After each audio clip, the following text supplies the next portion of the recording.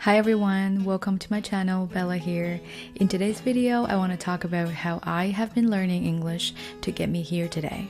If you're interested in today's video, please keep watching. If you like it, please hit the like button and subscribe to my channel so that you don't miss a video with me. Without further ado, let's jump in. So, since I started my channel, I've been asked a lot of questions. Questions like, how I learned my English. Well, that's a long story. What I did to get me here, well, many different things. How I learned to speak English so well. Like I said before, many different things. Or if I did English for my undergraduate studies. Yes, I did. If I lived abroad to learn English. No, I did not. If I was a native speaker. No, absolutely not. Did I teach English before? Yes, I did. And if I'm still teaching English now. Yes, I am. It is my hope that through this video, you will get some answers to the questions above.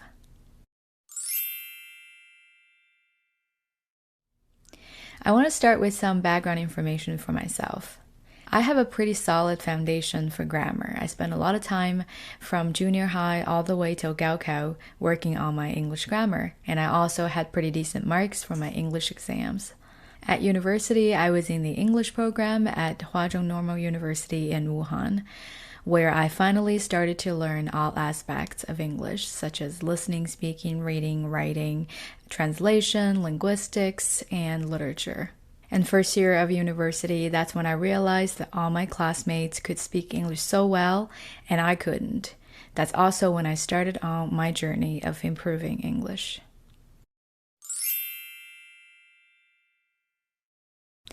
At the early stage of my journey, I did basically what every other English major student would do.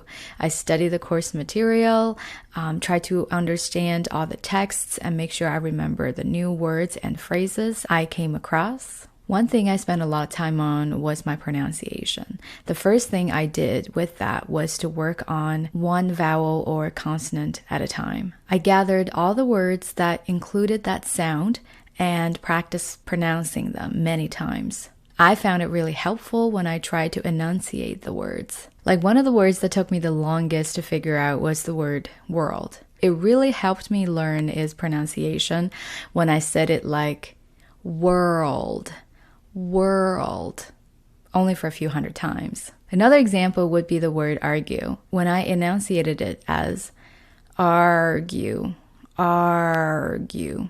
It really helped me gain the muscle memory as to how my mouth should position itself, where my tongue should be, and just generally what the feeling was like when I was saying that word. And every time when I ran into these words in sentences, I would see it as a moment of truth, whether I can say it right or not. If I can, wonderful. If I can't, that means more practice on the sound. As I practiced more, it started to dawn on me that I did not pronounce a single sound correctly. Yeah, of course, I sounded alright before, which gave me the illusion that I only needed to work on a couple of vowels. But I was wrong. And once I figured out how to pronounce most of the words correctly in sentences, figuring out the intonation and all the silent sounds seemed quite a bit easier for me. For my spoken English, I'd say I didn't do as much practice as most people would think. We only had 1 or 2 English classes with our American teacher every week, and there was only limited time on how many office hours I was allowed to go at to have a private conversation with my teacher. And I always had a hard time trying to find a partner to practice English with. So I pretty much ended up watching a lot of English shows.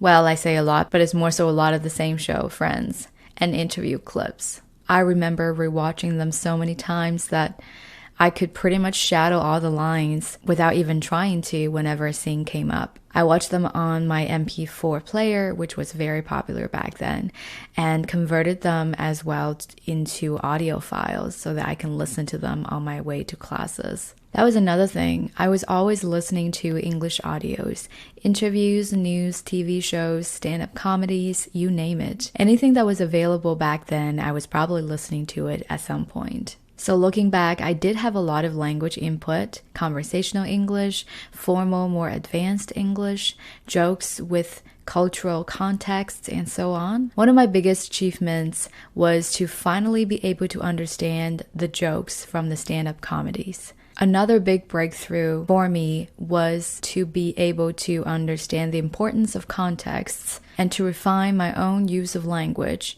like the choice of words, word order in a sentence, as well as the usage of certain adjectives and adverbs so that I can accurately express my opinion, my emotions, and ultimately myself as a person. It was also around the same time when I started reading English books. I started with some classics like Pride and Prejudice, Jane Eyre, Wuthering Heights, and The Tale of Two Cities, and so on. I do want to point out that I didn't have too much trouble understanding the texts in these books, but I did run into quite a few words that I didn't know previously. Initially, I would look those words up and then write them down in a notebook.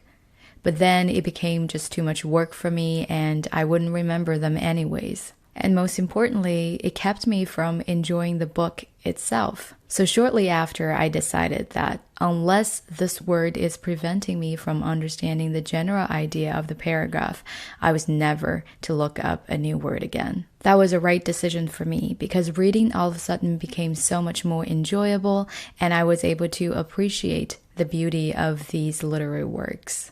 A big takeaway for those of you who may not be able to understand these classic literature is that you could always start with the texts that are more suitable to your language level.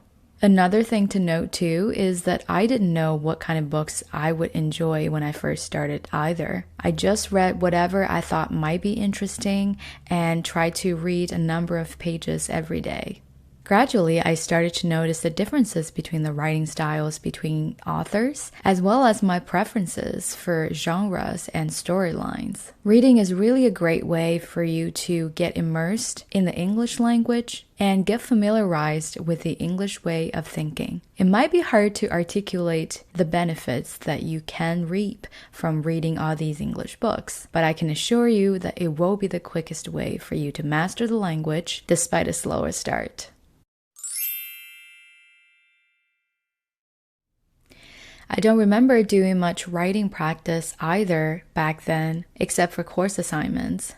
I might write an occasional journal here and there to document what happened or the progress I had been making in English learning. For me back then, there was a lot more language input through listening and reading than actual output. I was very eager to absorb new phrases and, more importantly, to learn how to accurately express my feelings and thinking. I remember sometimes getting mesmerized by some authors and how they expressed their views because it almost felt like their words were speaking directly to me. My way of thinking started to slowly go through the transformation. The more I read, the more I was used to their idea organization and line of thinking. I started to understand what was considered logical in English and how to deliver that in our speaking and writing. Like I said before, learning English is the easiest if we start from ground up. Instead of trying to constantly translate Chinese to English, we should learn how to express similar ideas or emotions in English, and whether ideas would be explained in the same way in the first place. I really have a lot to tell you when it comes to English learning, in case you haven't noticed.